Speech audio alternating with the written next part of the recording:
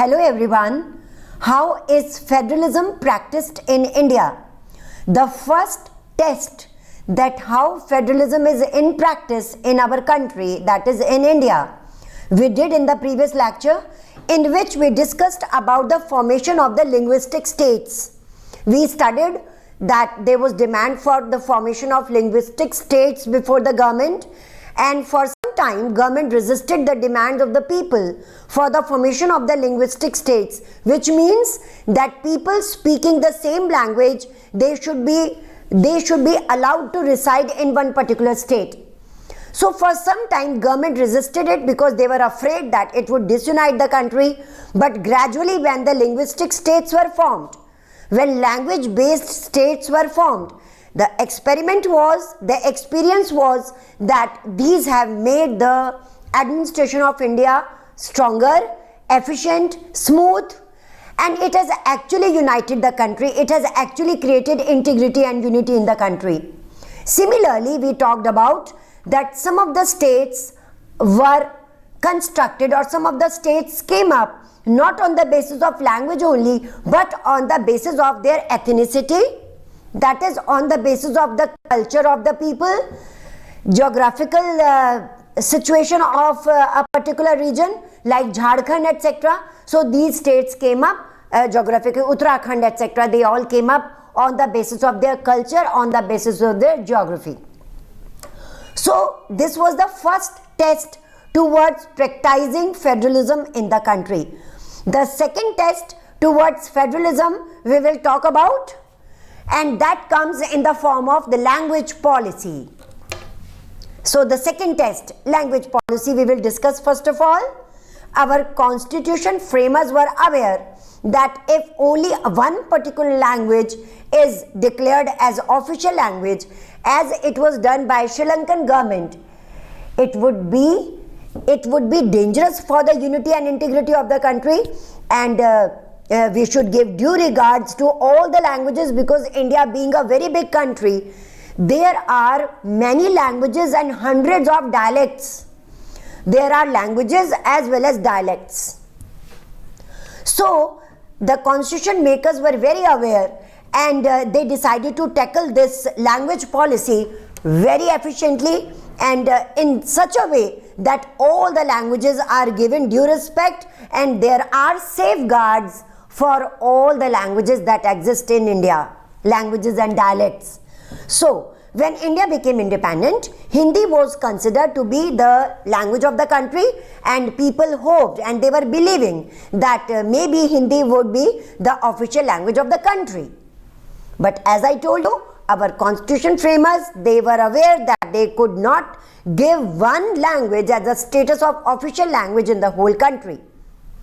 So when this issue came up to consider Hindi as official language of the country and the mother tongue, then there was a survey, and in the survey it came out that only 40% of the people of India can understand or speak Hindi. Only 40% of the total population, they are able to understand and they are able to speak Hindi. So what about 60% population, 60% people who are non-Hindi?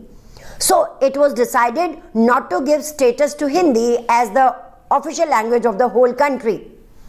So a new language policy, and you will feel, when I will explain you all these things, you will feel that a very cautious approach was adopted by the constitution makers in the language policy also, and it was a very liberal attitude, actually a very liberal attitude towards the language policy, not giving status to only one language for the whole country, but also recognizing the rights of the other people and also recognizing the existence of the other languages and dialects.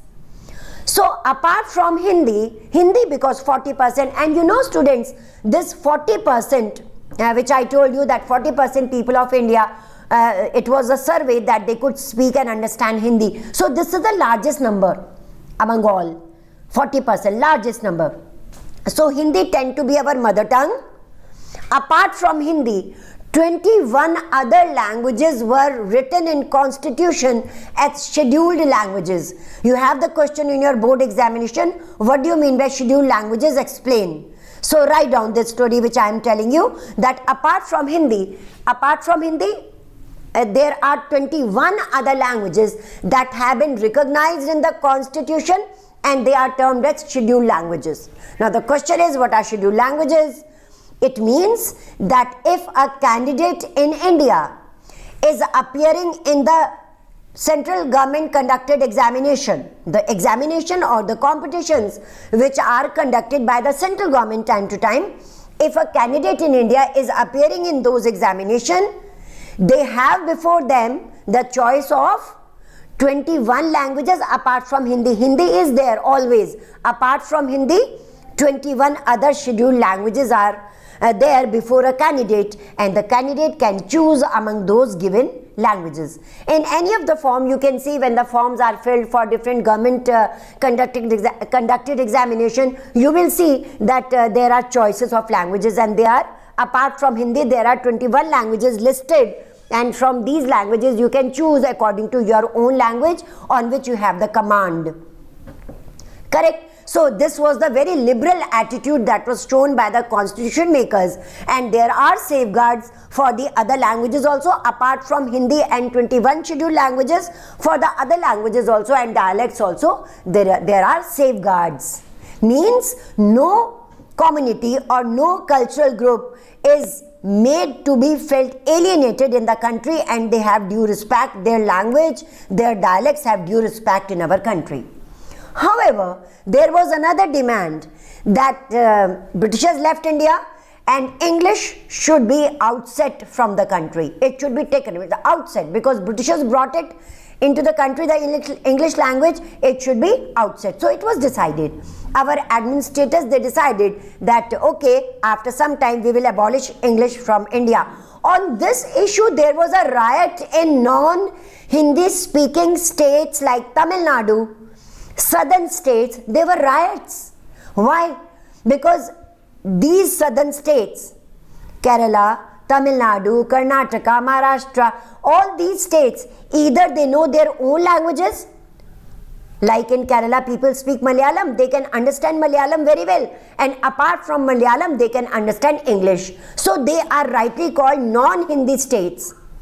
So there was a riot in Tamil Nadu, and people demanded that government should not abolish English because this is our second language and we can understand, we are non-Hindi speakers.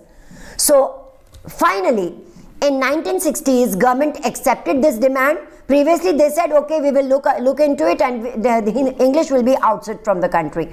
But when there was a riot in Tamil Nadu and when people demanded that this is the only second language through which we are able to communicate with the people of other regions, then it was decided finally in 1965 that English will be continued as the second language of the country. So still English continues to be the second language, official language of the country. Then in Hindi speaking areas like in North it is Hindi. In other states people are allowed to use their own language, and there are safeguards to save their culture, to save their language. So this was a very liberal attitude towards the language policy also. So this was the second test towards how federalism is practiced, how federalism is practiced in our country. Correct? So I hope both these experiments or both these tests are very clear to you. Now we switch over to the next topic for today, that is center-state relations.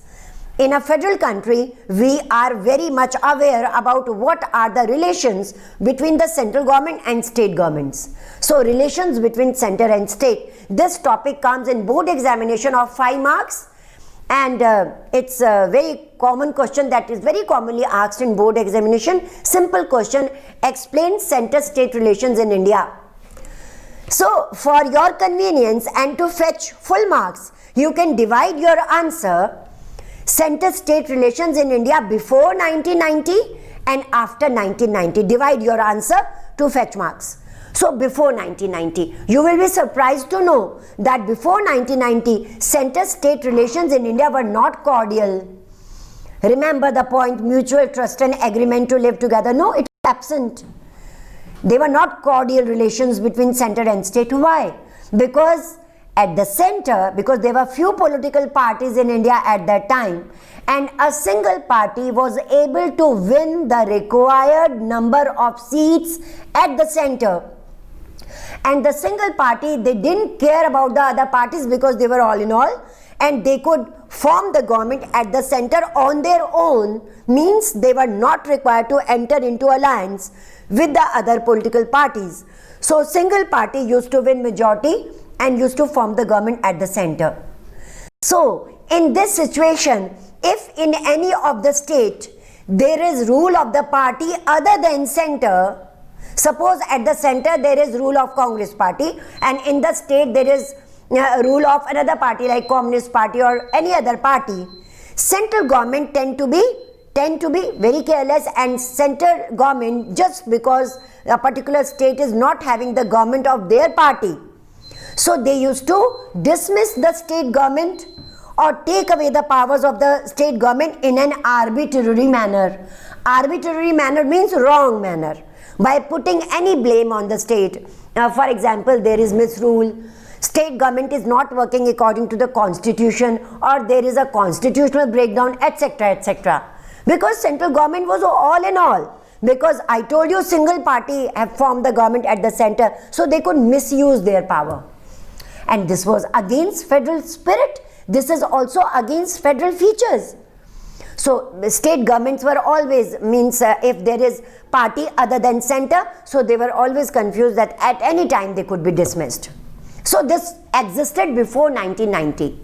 But after 1990, all this changed drastically, because 1990 was the period emergence of so many political parties, about 750 political parties.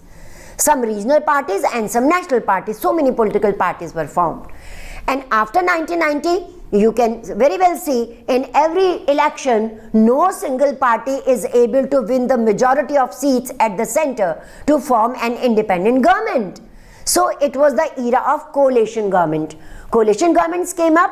One party who was the largest one not got the required number of seats, like 545 at the center. So they have achieved either 300 or 312, etc. So they were but they could not form the government at the center independently. So they were required to share power with the other political parties, even the regional parties, and then form the government as coalition government, like we have UPA, NDA, Left Front, etc.